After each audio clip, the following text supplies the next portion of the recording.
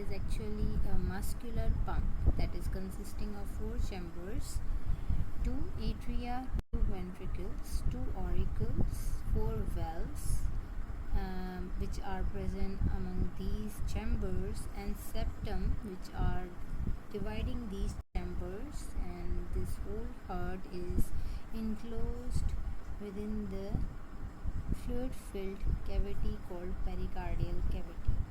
So this is heart. It is having 4 chambers divided by muscular septum.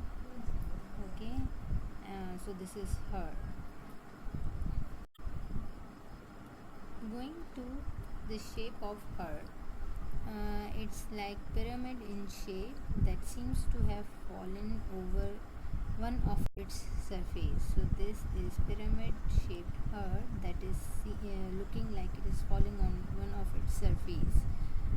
So it is present in the thoracic cavity, in the middle mediastinum, in between the 2 lungs, right and left lungs.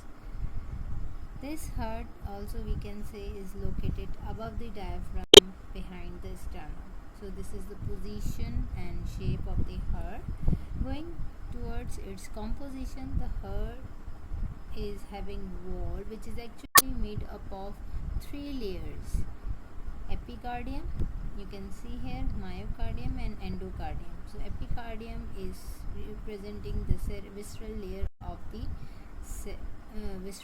the pericardium, whereas myocardium is making the main bulk of the wall of the heart that is made up of cardiac muscle cells, and then we are having the endocardium which is lining epithelium of the cavity of all these heart chambers. Among these layers, the epicardium, myocardium and endocardium, we may find some tough fibrous structures which are called fibrous skeleton of heart, which are making the main skeleton of heart, and as the name is indicating fibrous, so they are made up of dense connective tissue. So going with the border of the heart is having 3 borders: right border, left border and inferior border. As you can see on the right side, on the left side and on the inferior side, if you see from the anterior view. So the right border is mainly consisting of right atrium. You can see here the right atrium is mainly making the right border, where then comes the left border, which is towards the left side, is mostly formed by the left ventricle. So this is left ventricle mainly forming the left border. Some of the portion of the left border is also contributed by this left auricle. You can see here, this is left auricle giving a small contribution to the left border. The right border is by the right atrium, left border is by the left ventricle. Coming to the inferior border, that is mostly made up of, as you can see, this is the right ventricle. So most of the inferior border is made by right ventricle. A small contribution to the inferior border is given by the left ventricle. So this is right border by right atrium, left border by left auricle and left ventricle, and this is the inferior border which is by the right ventricle and small by the portion by the left ventricle.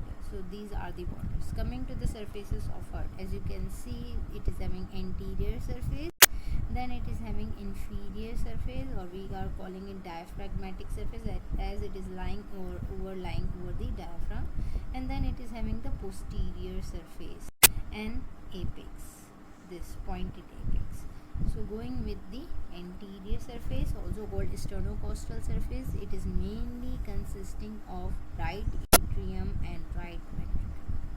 So you can see right atrium and right ventricle are mainly making the anterior surface, along with the atrioventricular groove, and a small contribution is given by the left ventricle. So anterior surface is mainly formed by the right atrium, right ventricle, and small contribution by the left ventricle.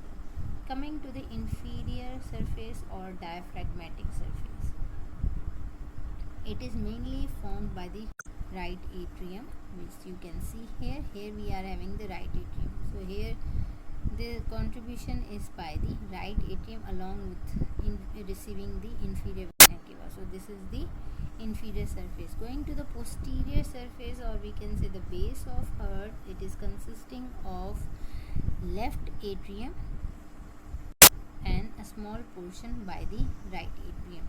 So left atrium and right atrium are making the posterior surface of the heart. Then comes the apex of the heart. If you see here from the anterior aspect, these inferior border is projecting down, forward and downward towards the left, making a pointed angle, and this is called apex. So apex is coming from the base of heart, that is the base projecting forward and downward towards the left side. This is making the apex, and it is formed by the inferior lateral part of left ventricle. So this is left ventricle inferior lateral part. If you see in this image anterior view, inferior lateral part of the left ventricle is making the apex of the heart. So we are having the anterior surface, sternocostal surface, inferior surface, diaphragmatic surface, and then we are having the posterior surface and apex. So these are the features of the heart. Coming to other features of the heart, they are coronary sulci. The coronary sulcus circles the heart, separating atria from ventricle. If you see in this image, this is coronary sulcus. So here is the coronary sulcus. So coronary sulcus circles the heart, separating the atria from ventricle. It contains right coronary artery here. This is the right coronary artery, a small cardiac vein, and coronary sinus and circumflex branch of left coronary artery seen in this posterior view. So coronary sulcus is present somewhere here. So the external features of this heart include coronary sulci, coronary sulcus, which is containing the right coronary artery, okay, and small coronary vein, the coronary sinus here, and the circumflex branch of left coronary artery. This is the circumflex branch of left coronary artery. So this is the coronary sulcus. Then comes the anterior and posterior interventricular sulci. There is anterior interventricular sulcus, and then there is the posterior interventricular sulcus. Here is the posterior interventricular sulcus. Here is the anterior interventricular sulcus. Anterior ventricular sulcus is present on the anterior surface of the heart, and it is containing the anterior interventricular artery and great cardiac vein. So the great cardiac vein is running from here in the anterior interventricular sulcus, and the the branch of left coronary artery, that is the anterior interventricular artery, is running in this anterior interventricular septum. Then there is the posterior interventricular septum present here. If you see here, this is the posterior interventricular sulcus, and it is present on the diaphragmatic middle cardiac vein. So the posterior interventricular artery and the middle cardiac vein are running in this posterior interventricular sulcus, and in the anterior interventricular sulcus we are having anterior interventricular artery and great cardiac vein. So the difference, so the name of the arteries are same. If you see here, anterior interventricular and the posterior interventricular, whereas the name of the veins are a little bit different. We are having the great cardiac vein here in the anterior, while the middle cardiac vein is running in the posterior interventricular septum. Then comes the major vessels of the heart. So the vessels of the heart are divided into two vessels, which are returning blood towards heart, and some are conveying blood away from the heart. Some vessels are giving blood to the heart, and some vessels are carrying blood away from heart. So the vessels which are conveying or returning the blood to the heart are superior and inferior vena cava. If you see these structures, and right and left pulmonary veins. So they are bringing the blood to the heart. The vessels which are carrying away carrying the blood away from heart are the pulmonary trunk, which is divided into two branches, right and left pulmonary arteries, and the ascending aorta, this one. So ascending aorta and pulmonary trunk are carrying the blood away from heart, while the inferior and superior vena cava and the pulmonary veins are taking the blood to the heart. Now comes the arterial supply of the heart. The heart is mainly supplied by the coronary arteries, which are branches from the ascending aorta. The first branches of the ascending aorta are the right and left coronary artery, arising from the right and left coronary sinus respectively. So these are the two arteries supplying mainly the heart. Coming to the first artery, right coronary artery. It is arising from the anterior aortic sinus of the ascending aorta. So it is arising from the aortic sinus of the ascending aorta, and this is running forward in between the pulmonary trunk and the right auricle. Right auricle and pulmonary trunk, in between this, the right coronary artery is coming, and during its course it is giving atrial branches here, and it is giving ascending branch which is going up to supply the SA node. Then it is running downward in the right atrioventricular groove. You can see here it is running downward, and it is reaching the inferior margin or inferior border of the heart, and it is turning posteriorly, and then there it runs in the AV groove and anastomose with the branch of left coronary artery. So this is the course of right coronary artery. During its course it is giving atrial branches which are supplying the atria branch, that is ascending SA nodal artery, which is going to supply the SA node. Then it is continuing as in the atrioventricular septum. Sorry, it is running downward in the atrioventricular septum, and when it is reaching the lower border of the heart, it is giving a branch called marginal branch of the right coronary artery. Then it is continuing backward posteriorly, and there it is giving branch called posterior interventricular artery. So it is giving the posterior. Main branches from this are the atrial branches, SA nodal branches, marginal branch, and the posterior interventricular artery. Then comes the left coronary artery, usually larger than the right coronary artery, and it is originating from the aortic sinus of the ascending aorta and passes forward between the pulmonary trunk and the left auricle. So it is originating from here, and then it is running in between the left auricle and the pulmonary trunk, and then it enters the interventricular groove here. Now in its course it is giving branches.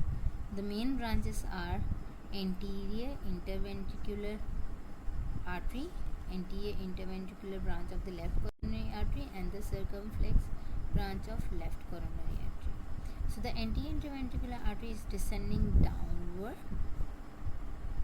towards the apex of heart, and reaching the apex of heart, and during its course it is giving the diagonal branches which are supplying the ventricle, diagonally the walls of ventricle, supplying the ventricles.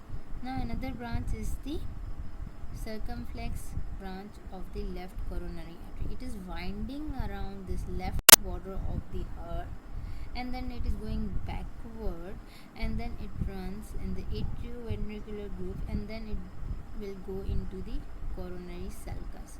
So this is the circumflex branch of the left coronary artery. Another branch from the left circumflex artery may arise is the left marginal branch, and that is supplying the left margin of the left ventricle down to the apex. So there is the left marginal branch from the circumflex branch of left coronary artery, and the diagonal are coming from the anterior interventricular artery. Then comes the these were the main arterial supply of the heart. Then comes the venous drainage of the heart.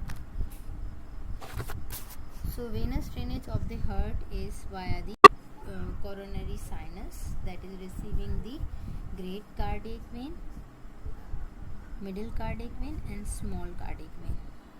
So if you, this is anterior view and this is posterior view. If you see this anterior view, in this anterior view you can see here there is a great cardiac vein. This is arising from the apex of the heart, then is running upward in the anterior